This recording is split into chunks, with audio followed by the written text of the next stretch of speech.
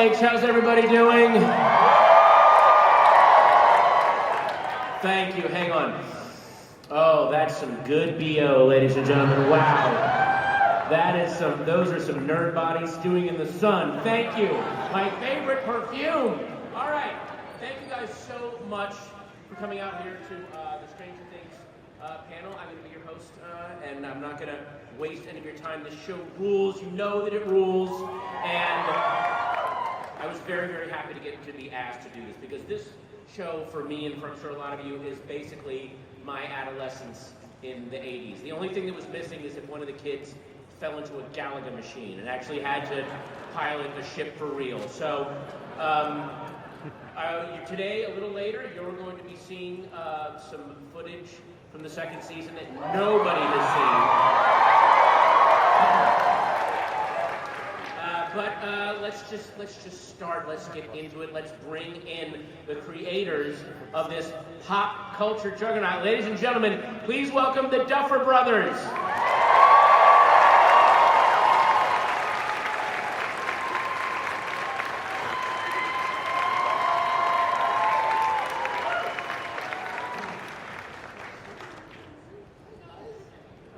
And also the executive producer and director, Sean Levy. Ladies and gentlemen, Sean Levy.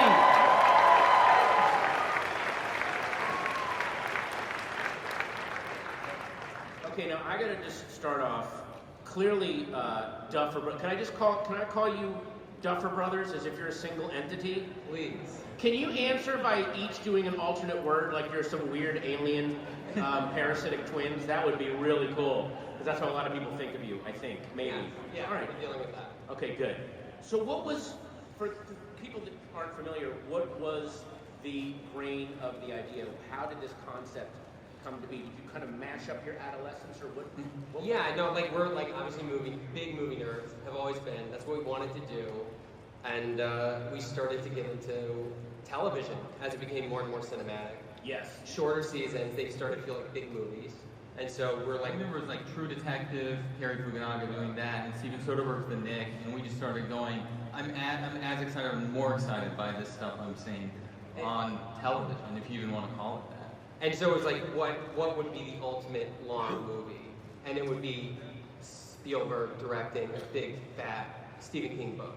And so John Carpenter doing this. yeah, John Carpenter's With story. John Carpenter music, yeah. Right. So that was the dream, and that was sort of the ambition.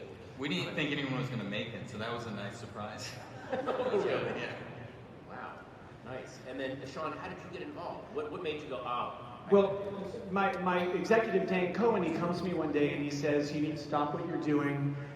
I've read this script by these two twin brothers that no one's ever heard of, and it might be the best thing I've ever read. And I read it, and it was.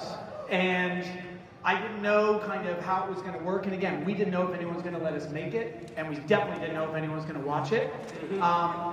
But I knew that this combination of an 80s backdrop, genre, and character authenticity was going to be something special. And I told the brothers, you know what, whatever you need, that's what I'm going to do, and let's get this into the world.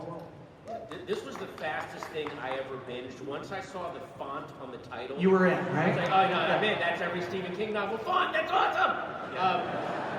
Does that font have a name? Did you specifically search that one out, or? I do remember when we were coming up with the title, we were just testing it out in the font. We wanted something to look good. Yeah. It's like in that red, in that font, it was important to look good aesthetically. I think it got tweaked a little bit, but even from our lookbook on, it was a version of that.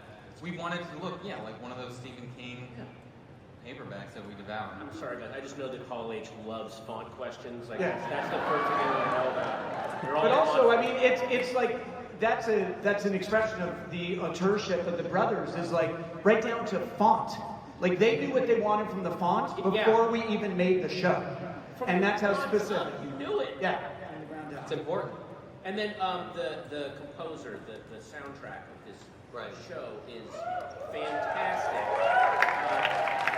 Have you heard about because I remember when Twin Peaks came out in the early 90s, that Angelo Badalamente's music began showing up in I would remember going to clubs and they would play that music. Has the Stranger Things, theme made its way into any. That's a perfect end of rave song to get everyone to start going home. Because the Duffers are always at raves. Yeah, exactly. I think they are. At concerts, they'll play it before the band comes out and stuff like that. I'm really happy for these guys, Con, Michael, and they're amazing. They're out of Austin. They had never composed for film or TV before. Really? What made you pick them then? Like, what was... They had a synth band called Survive, and we were into them, and we tested it over like footage of E.T. and all this stuff that we mashed up together. We thought it was cool, and they did some test samples, and then we said they had day jobs. You can't make a living as an electronic musician in Austin. Wait a minute, they weren't making that easy synth band money? No, they weren't. I don't know. Weird. Wait. They weren't. So I said, will you quit your jobs to do this full time? They were like, hell yes. And here we are. Yeah. I love the commitment to the 80s. You went for a synth band. Does one of them play a guitar? Because that would make it even more perfect. If there was a guitar in there somewhere. They've got, I don't know what the hell. Probably everything. Everything. Yeah, one of them worked at a used synth electronic store. So. There was, a used synth store. Yeah. Is there anything more Austin than a used synth store? Yeah. That a guy is, sorry, unless they're selling pot out of the back, there's no... Okay, well, how about we bring on the cast from season 1? I'm sorry, hang on. No, I'm being told, ask more synth questions. Okay, so what was... More fun. Exactly. Well, first out, of course, the girl next door with the tough side, Nancy Wheeler. Ladies and gentlemen, Natalia Dyer.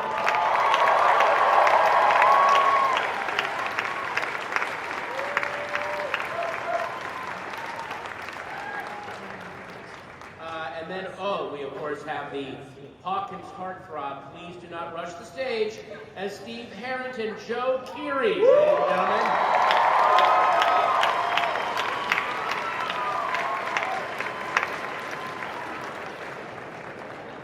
Next, please welcome the best police chief in Hawkins, Indiana. Yeah. Harbour. Bringing back the, Hellboy's got a dad bod. Okay. And now, already. And now, we have the mad scientist who will stop at nothing, Dr. Martin Brenner, played, of course, by Matthew Modine, ladies and gentlemen. There he is, Matthew Modine. He was out selling ecstasy all day, now he's here. That's right. Sit down, Matthew.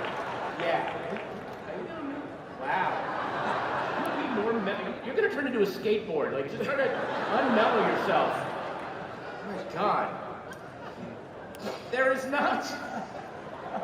not a kid in the world who can handle a slingshot better than this guy. Please welcome the ultimate bandana-wearing badass, Lucas Sinclair, Caleb McLaughlin, ladies and gentlemen.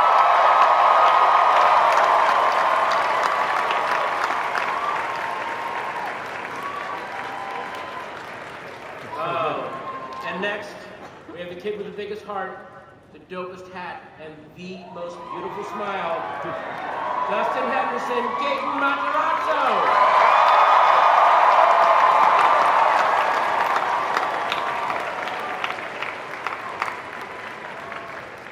And now, the only boy who has escaped the upside down, Will Byers, Noah Schnapp, ladies and gentlemen.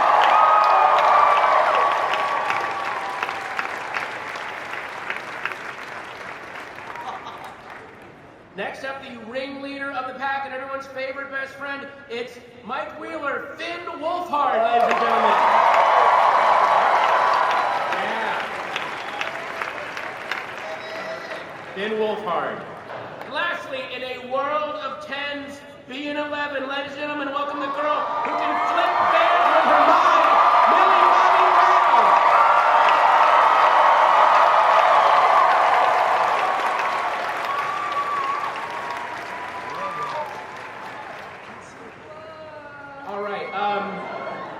So Finn Wolfhard. Dude. How did you...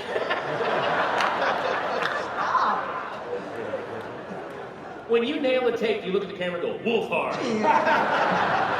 One take Wolfhard. And then they kick me out. How did you get into the mind of Martin Willie? You really nail what it's like to be when you're a kid and you're actually a little more mature and intelligent than the other kids, and sometimes that's not an advantage.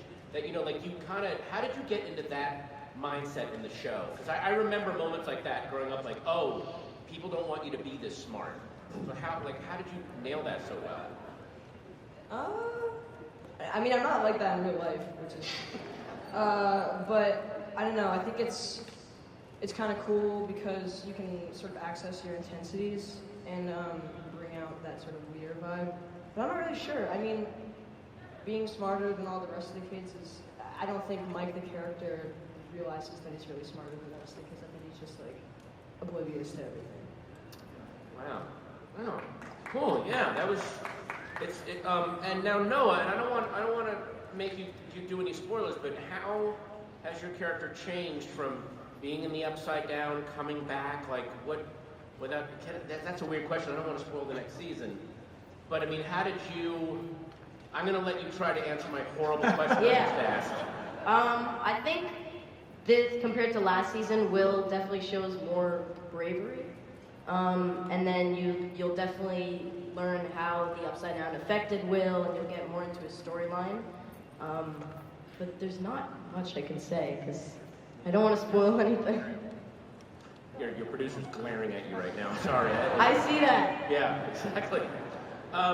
Gaten, Caleb, you guys are you guys are playing characters that are faced with a lot of weirdness and horror, and you stay very, very optimistic and upbeat, and you're about to deal with a new character that we're going to meet in a little bit, played by Sadie Sink. How do you think, is that going to change the dynamic of the group, or like what do we have to look forward to from you guys as characters?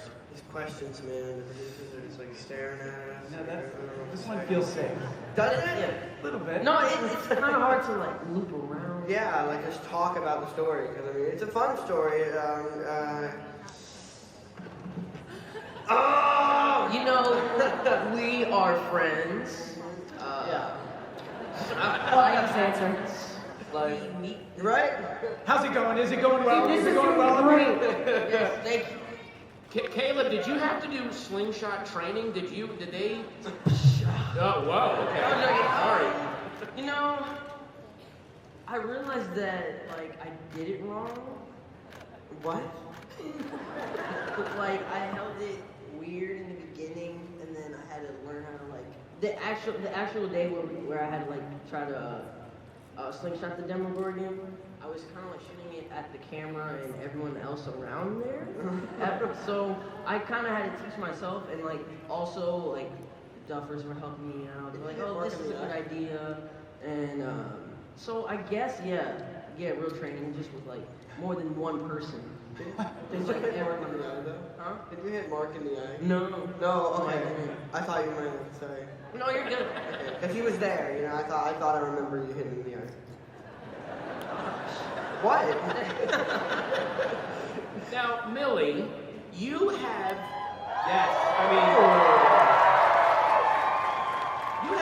minimal lines in this first season, and you have become this global phenomenon. So how do you play a character that speaks so little but expresses so much? Like, how did you get into that?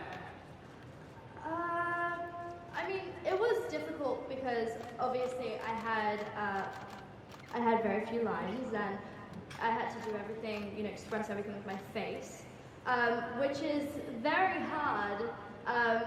But it gets easier when you feel more comfortable with your character. The first 2 episodes, actually, I immediately fell in love with Eleven, and Eleven was me, so every day I'd come on set, and I think the only thing that was hard was crying, because I feel like I'm a happy person, so in real life, so that when I'm crying, it doesn't come across. I need like 5 minutes to kind of get in the zone, but other than that, I mean, it was difficult to portray such a hard character. But yeah, like I said, it gets easier. It's hard to keep a straight face with you know, teen boys because they play pranks and they tell a lot of jokes, like when I'm doing an emotional scene. She's talking about David, by the way. Yeah, no, I mean, I'm professional, but, but, you know, overall, it was all right. David K. Harbour. Yeah, what's up? Woo, what's up, Comic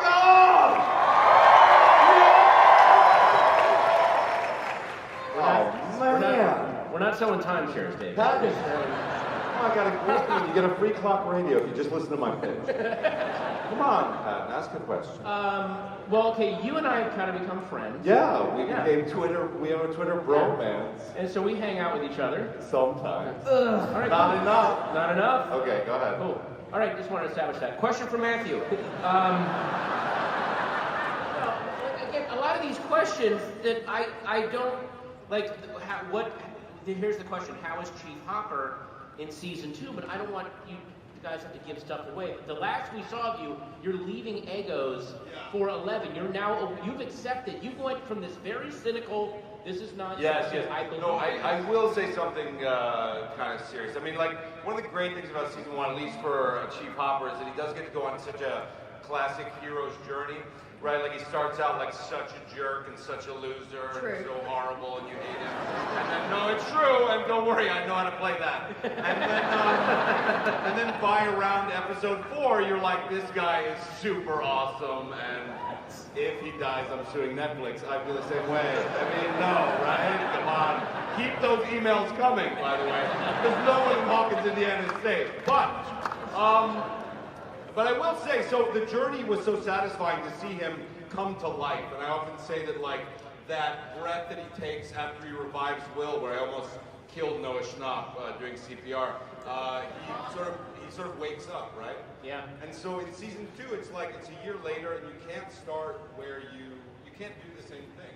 You can't wake up again. So I think one of the really interesting subtle things about the arc in season 2, which I can tell you, is that there is a psychology of a heroic action where someone does something heroic, and then whether or not they can live up to that in their daily life, or whether or not there are perils even of your own being a savior complex, and the sort of intricate psychology of, like, what that makes you as a human being and the pitfalls of that. So you're going to see a wildly different arc in season 2, but to me it's just as satisfying, like, where we get to in the end. And it all begins with leaving Egos for a character in the woods who he feels like might still be out there, and he's got some daughter issues of his own, as you're well aware. So, so I'll just leave it at that. And then a question that got texted to me, will there be more Sheriff Hopper shirtless scenes?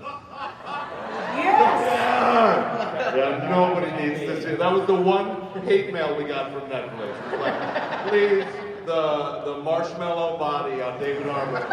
Enough with that. Where, I think, you know, hey, whoa, I'm sorry. Body shaming yourself. We'll definitely, Hopper gets to do some very thrilling, sexy things in season 2. Ooh. So, enjoy, kids. Question for Matthew. You have played some of my favorite, most difficult, complicated character movies like Birdie and thank you.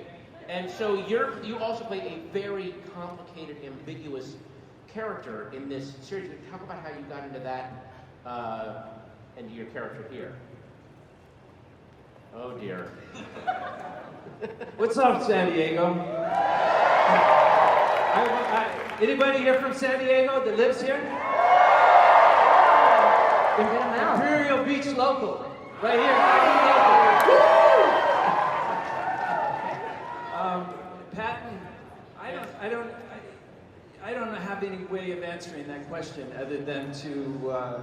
The wonderful Duffer Brothers and Sean Levy, they created an amazing script that provided each of us with characters. That's where it all begins, you know. Yeah. And you take those words and you try to create a character and bring that person to life. It was a great pleasure. You know, I can't be any more complicated than that. I went to acting school, and they taught me how to do it. Wow, nice. Now, Natalia and Joe, can you tell us, with no spoiler, all the questions, they're all spoiler questions, I'm sorry, but like, what do you think is going to be happening with you guys? What can you tell us about where you guys are heading in season 2? Huh? You know it. You don't tell anybody. How much talking did you do to the Duffer Brothers about, because they're juggling really all these characters. Everyone on the show does have arcs. So how much input or how much did you talk to these guys about where the characters would be going and how they would develop and change? Or I feel like almost every time a new script would come out, we would kind of read the script and all talk about it, me, Charlie, Natalia, and especially kind of all of our relationships together. And then kind of have a little conference with the boys about, you know, what their thoughts were, what our thoughts were, and then kind of collaborate and come to this agreement. Collaborate, yeah. But I also love how you two are playing very standard 80s film archetypes. You know, like the pretty girl and the bad boy jerk boyfriend, but then that's not who you are. You turn out heroic. They add all these dimensions to you, and they seem to have a lot of fun going, let's start them as cliches and then open up all these elements to you. Right. It's really interesting.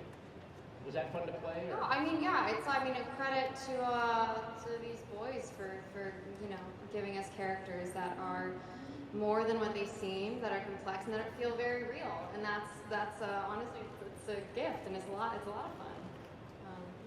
It's like on paper it seems very one-sided. Where I remember like reading the first episode, you read the character and it could just be some jerk. But I think at the end of the day, you want to bring a real person, to this thing that is such a great group of people. So I think it's just about trying to find the human moments in the script and kind of you guys bring them out. It was really amazing. And I understand that there are some additional cast members you would like to introduce us to now? I guess I don't know how I got to be in charge of this, but I'm gonna do it. The first person I am going to introduce is a new character named Billy, and it's played by Dacre Montgomery. Everybody.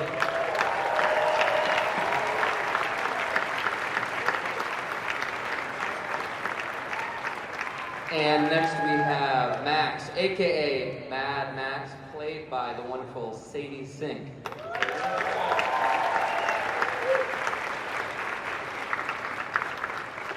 And we have the newest addition to Hawkins' Lab, Dr. Owens, played by Paul Reiser.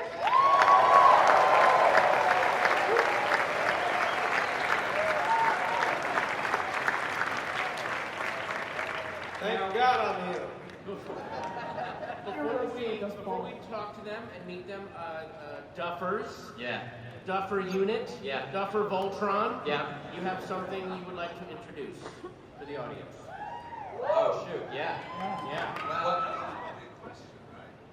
No, this is good. We can do this, David. I mean, You want to answer? isn't it a question? Don't you wouldn't ask the audience this? You can ask. You guys want to see some new stuff?